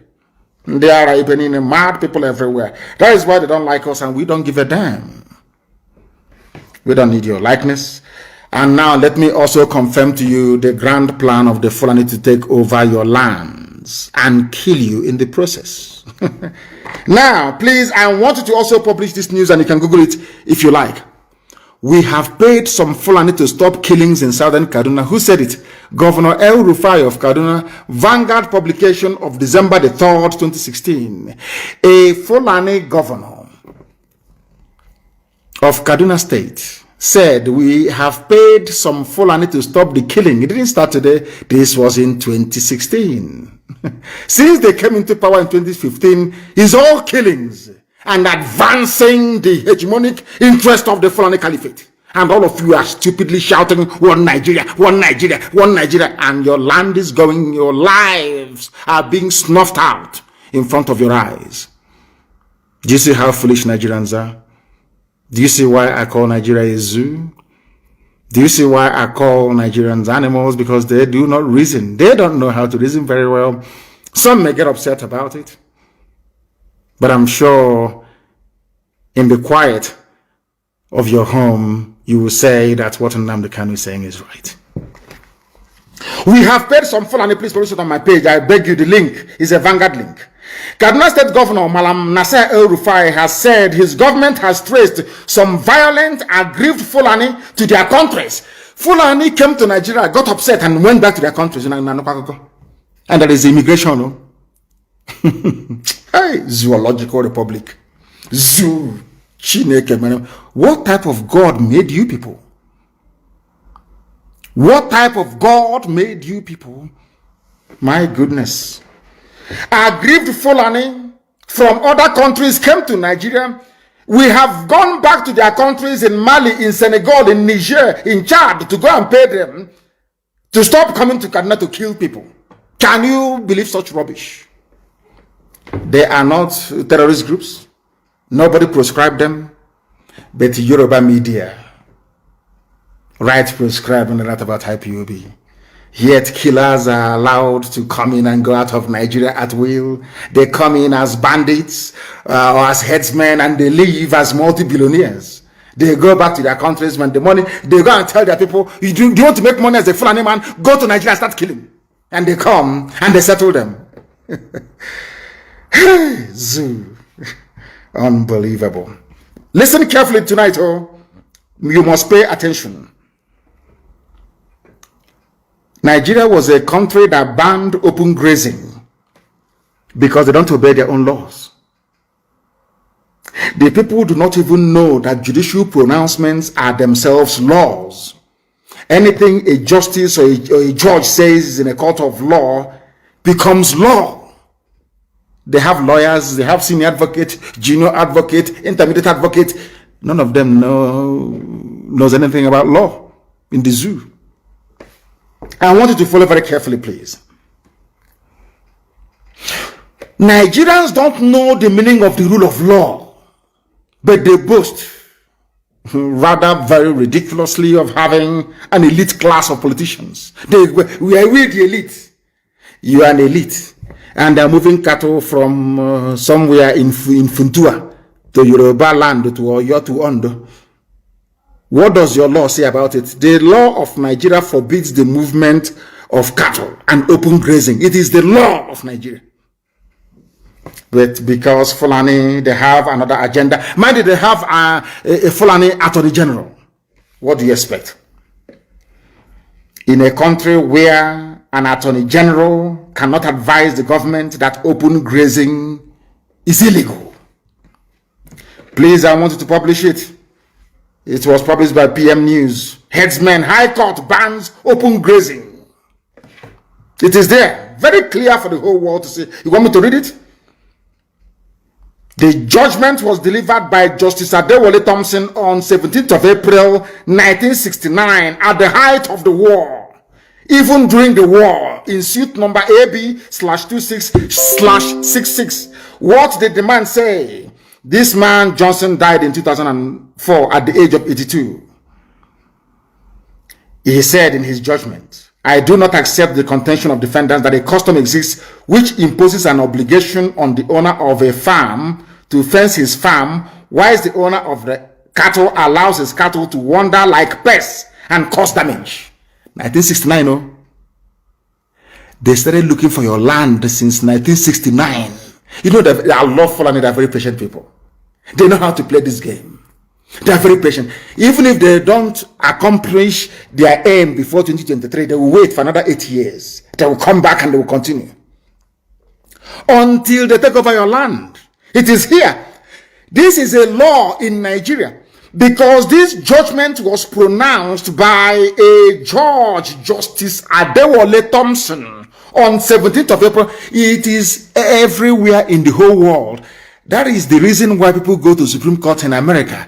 Any pronouncement by the Supreme Court becomes law. When they say we are going to allow abortion, open abortion becomes the law. When they said that now blacks and whites are equal, they can ride on any public transport, it became the law. Congress did not legislate for blacks and whites to ride on a bus. I forgot the name of that woman. I think it was in somewhere in Alabama. I've forgotten. It's a very famous case in America. I don't know why I forgot it. The woman that refused to stand up and give up her seat to a white passenger on a public bus. It went all the way to the Supreme Court. The Supreme Court of America said you can sit anywhere on a bus. That abolished segregation on buses, on public buses. The House of Reps or Senate did not debate it or vote on it. Now you understand, don't you, how civilized countries operate. Any pronouncement by a court of law becomes law on its own. Nigeria has this law since 1969 that banned open grazing. But today, you are talking about open grazing. And you're telling me that such a place deserves to be called a country? Oh dear me. Hell, Britain made me mad. Very sad indeed. I played this video for you before and I want to play it for you again. And please repost it on my page. About the Bauchi governor talking about how they are going to bring in Fulani from everywhere and they pay them your money. The money comes from Biafra land, from our oil and our gas in Biafra land. Chai, these guys, they have messed us up. Messed everybody up. Now listen to this, please. Get with them more because to them they don't have borders from Cameroon to Nigeria. But that's the thing, Excellency. How they don't have borders? Fulani don't have borders. That's why they can come, plan with Miet Yala, kill people, kidnap people, collect 100 billion. They go back, they finish spending the money, and they come back for more. And you want Nigeria. You people are your ignorance astonish me. I am amazed at this level of ignorance.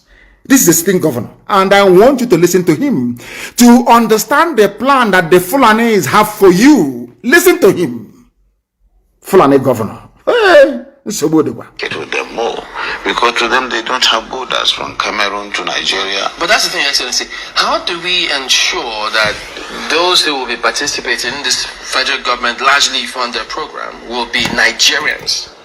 Federal government funded, thank you very much, it's Rosa Parks. Rosa Parks, the case made it all. I want to educate Nigerian lawyers because, you know, senior advocates advocating rubbish. You don't need to make noise about Fulani people in your forest. Just go to court and ask them to reinterpret what Justice Thompson said in 1969. It is law in Nigeria. Anywhere you see a Fulani man grazing the cattle outside, they are breaking the law of the land. They should be in jail. Rosa Parks is the woman's name. Thank you very much. You claim you're educated. These you black people. What is wrong with you? With you people? What is wrong with you people that you cannot reason properly? Rosa Parks. Nobody came back and said white supremacists never came back to say to Rosa Parks, no, it was then, it's now. You have to go and sit at the back or give up your chair. Supreme Court of America made a pronouncement, and that was it. It became law. You can sit anywhere on a bus. The same thing is applicable in the zoo, where there is supposedly the rule of law.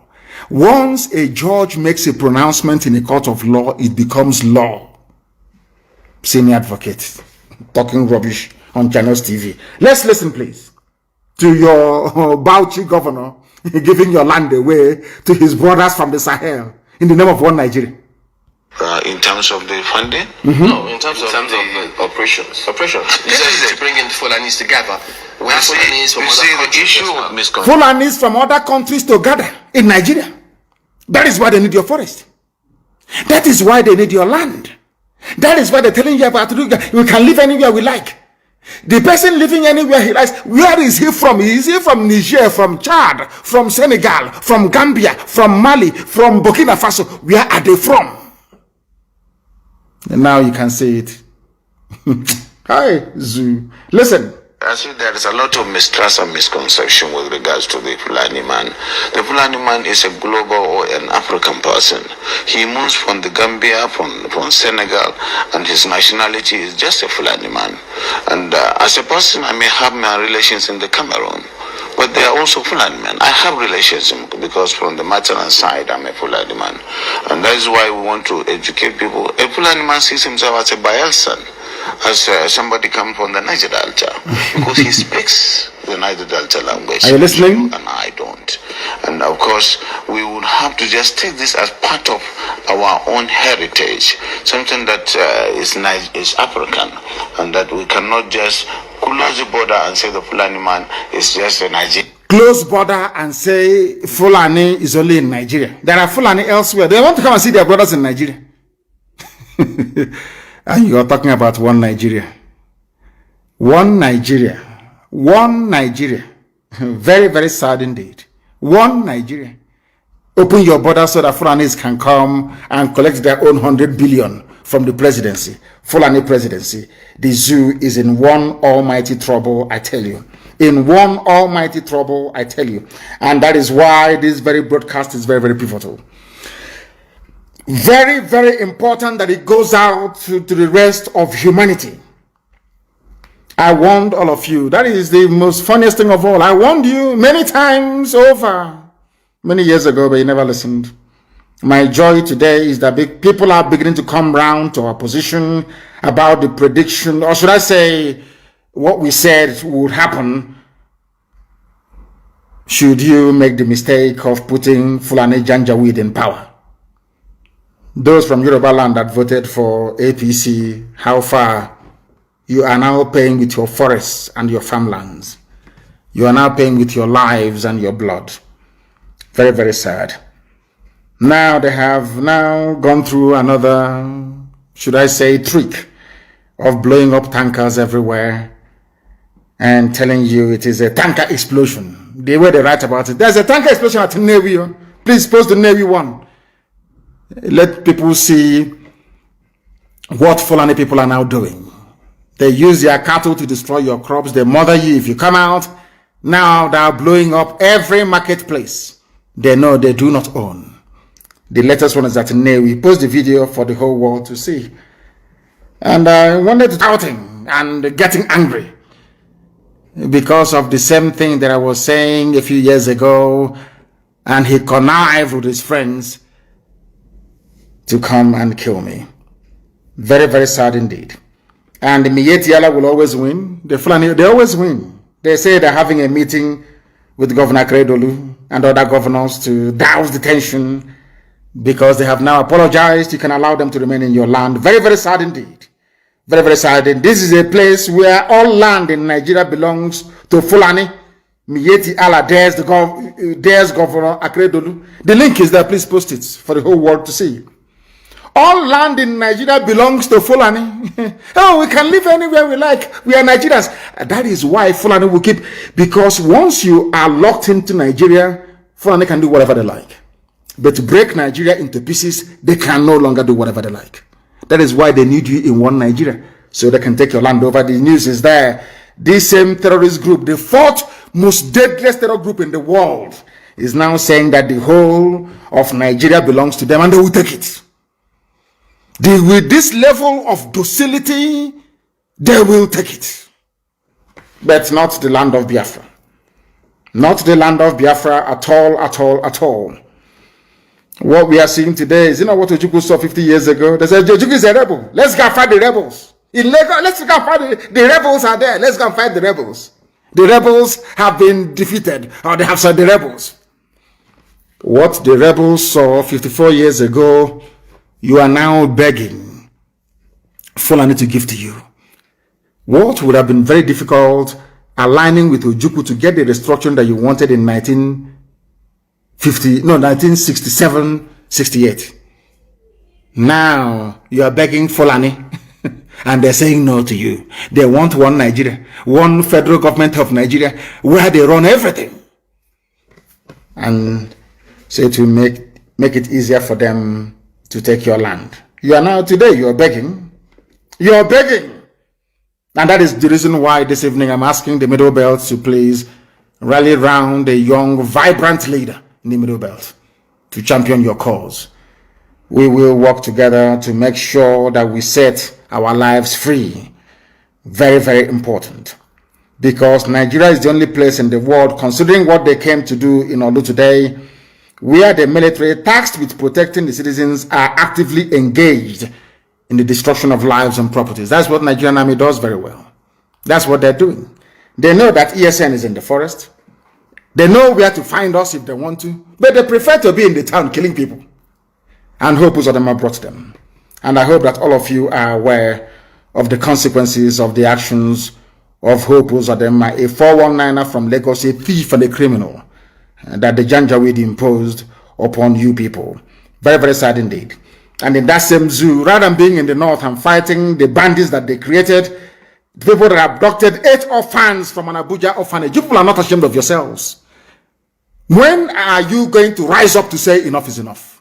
Forget NSAS. There must be a revolution. When a Yoruba female preacher was killed, nothing happened. Nothing happened. There was no compensation. But Arewa Consultative Forum, they have the guts to say that people who are killers should be compensated. That is Nigeria for you. That is Nigeria for you.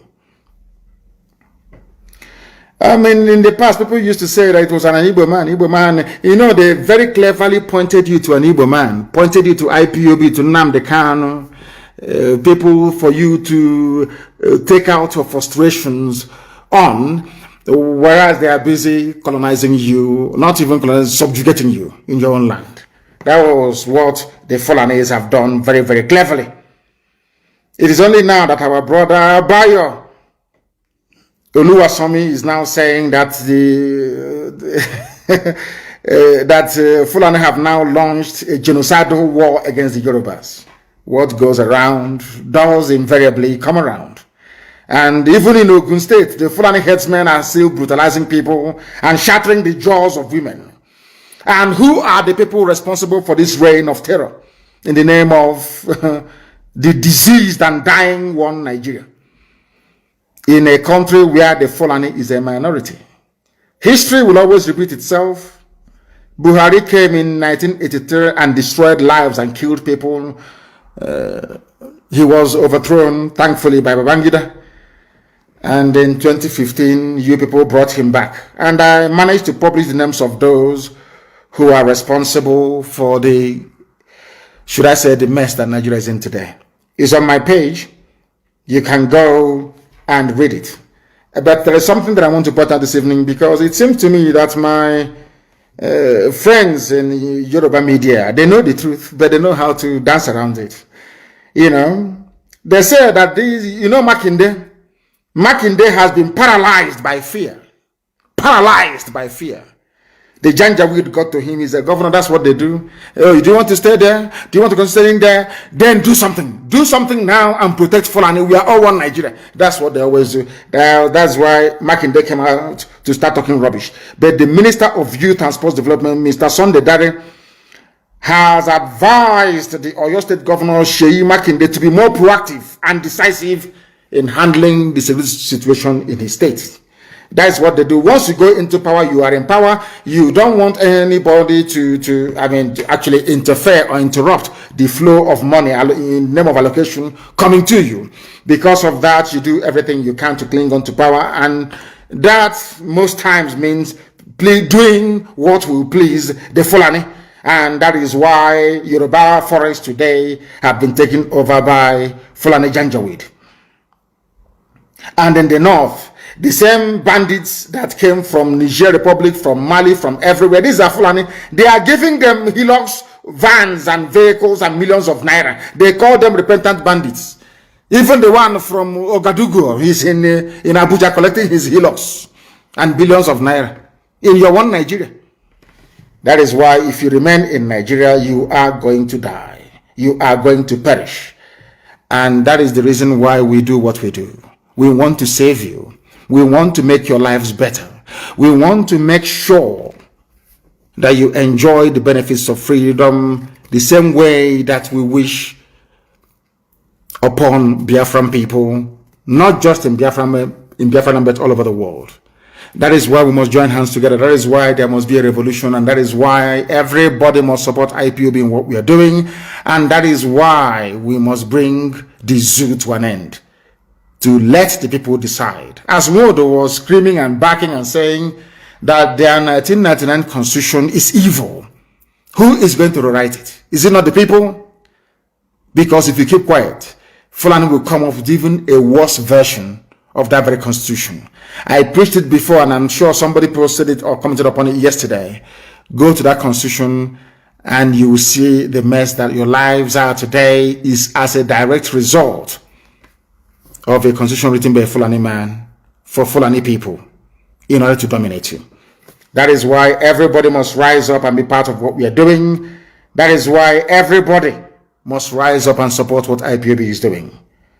And if you have a relative in the Nigerian army and they are busy killing innocent people on the streets, know that there will be a payback time for them.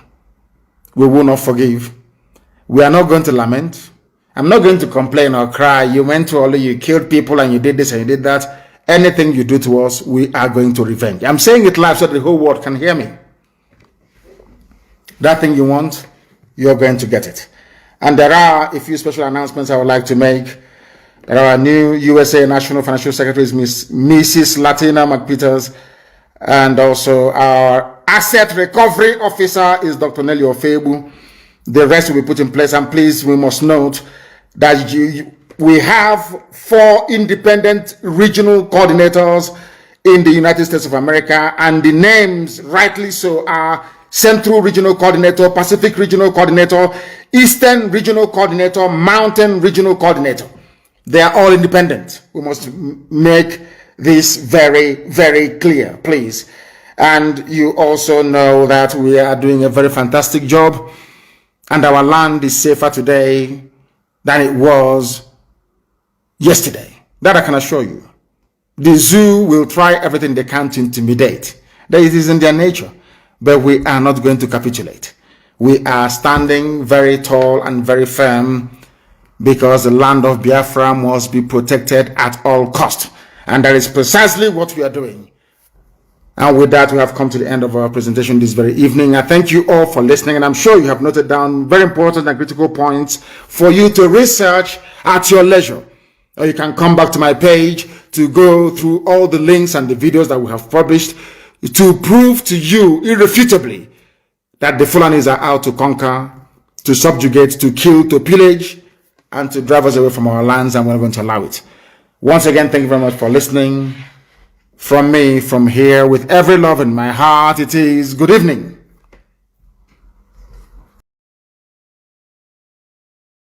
Another Savior, holy, holy, holy, holy, another Savior, another Savior, holy, holy, holy, holy, well, this is Mobien. This is dedicated to the gallant heroes of the Nigerian Biafra War and IPOB families all over the world. I remember the Nigerian Biafran War, in the thickness of the Biafra genocide. Hey, one man revived the vanishing hope to life. Let the great Biafran army to fight, and they were singing out, holy, holy, holy, holy.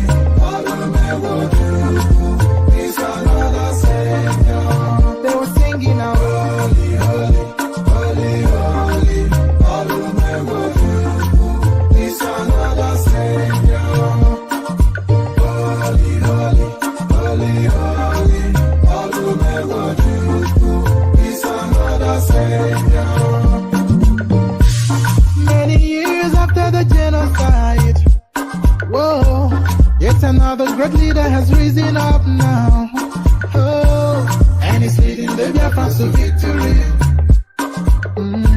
In your Madika, Yabika Kokwanam Noah.